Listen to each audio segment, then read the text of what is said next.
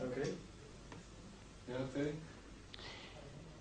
oui, la technique avec une grande lettre, une initiale, est...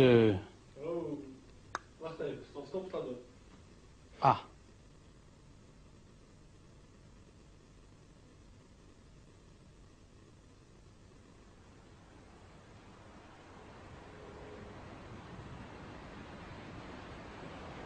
Un de mes très bons amis est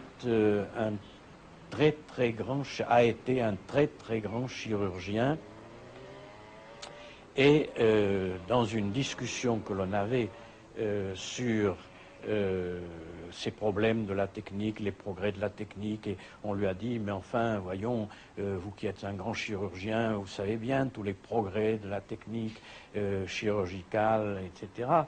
Et c'est un homme qui a beaucoup d'humour. Et il a dit, bien entendu, je connais très bien les progrès de la technique médicale, mais est-ce que vous vous posez la question?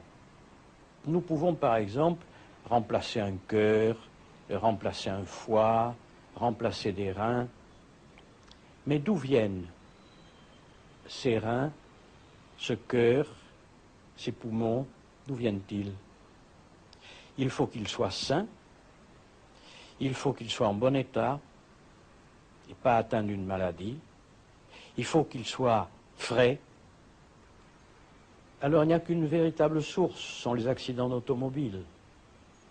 Alors si vous voulez multiplier ces opérations, il faut multiplier les accidents d'automobile.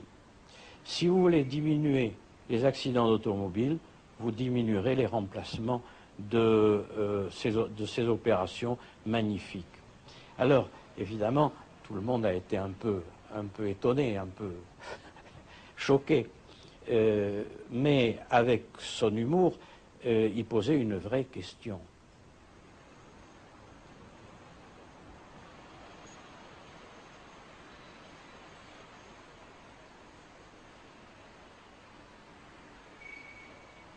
Une des illusions qu'on cherche à développer dans l'homme moderne, c'est de lui faire croire que la technique le rend plus libre.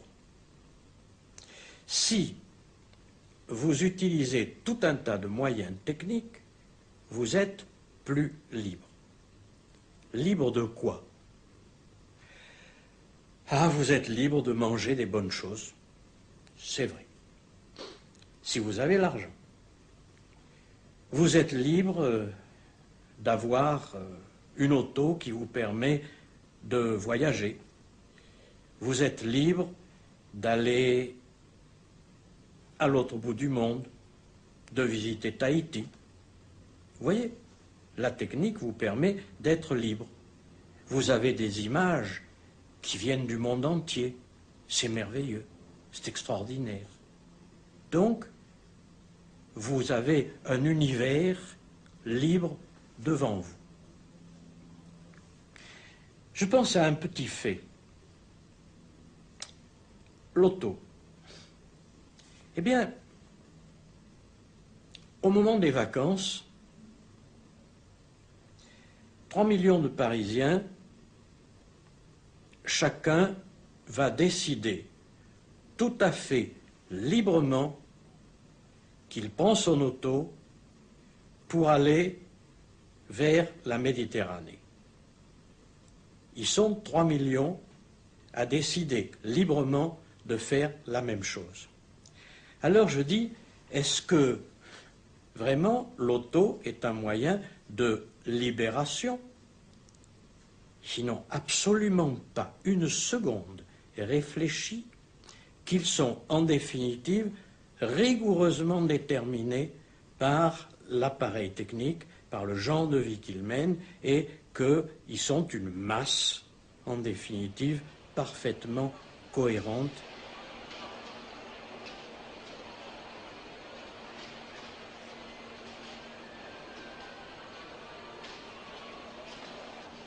Or, c'est très difficile, dans une société comme la nôtre, précisément, que l'homme puisse être responsable.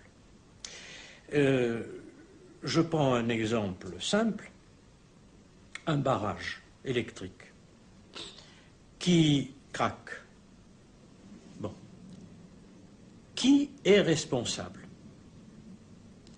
Il y a les géologues qui ont fait l'étude du terrain, il y a les ingénieurs qui ont établi le profil du barrage, il y a les ouvriers qui ont construit le barrage, il y a les hommes d'État qui ont pris la décision de faire le barrage à cet endroit. Qui est responsable? Personne. Il n'y a jamais de responsable, nulle part. Et dans toute la société technicienne, parce que les tâches sont toutes particularisées, c'est-à-dire divisées en petites fractions, il n'y a jamais de responsable. Mais en même temps, il n'y a jamais d'homme libre. Ils sont tous insérés à un certain niveau du travail à faire, et puis c'est tout. Et je pense à cette excuse épouvantable qui a eu lieu. Pour moi, ça a été une des choses les plus épouvantables que j'ai entendues.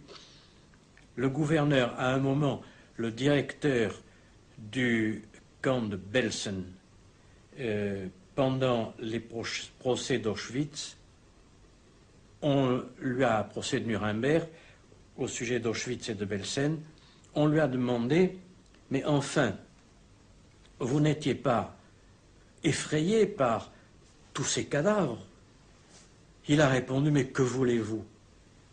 Les fours crématoires étaient insuffisants, je n'arrivais pas à brûler tous les cadavres, ça me créait des difficultés extraordinaires. Qu'est-ce que vous voulez? Je n'avais pas le temps de penser aux gens qui mouraient. Moi, ce qui m'intéressait, c'était le problème technique de mes fours crématoires. Là, nous sommes en présence de l'homme totalement irresponsable, qui n'a qu'une tâche technique à faire, et le reste ne l'intéresse pas.